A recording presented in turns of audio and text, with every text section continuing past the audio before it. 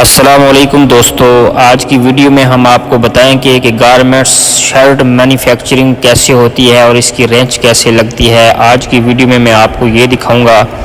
کہ یہ اس کی رینچ کیسے بچتی ہے اور اس کے بعد اس کی کٹنگ کیسے ہوتی ہے، وہ ہم آپ کو اپنی اگلی ویڈیو میں ضرور دکھائیں گے۔ اگر آپ کو ہماری یہ ویڈیو اور ہماری محنت پسند آئے تو پلیز ہمارے اس چینل کو فالو ضرور کر لینا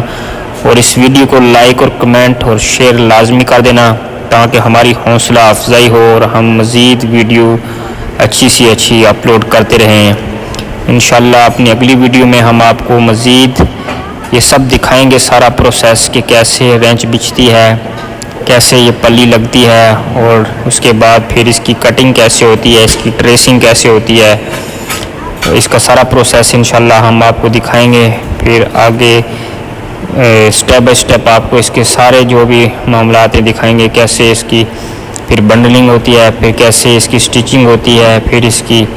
آگے کیسے پریس ہوتی ہے، پھر آگے کیسے پیکنگ ہوتی ہے اور کیسے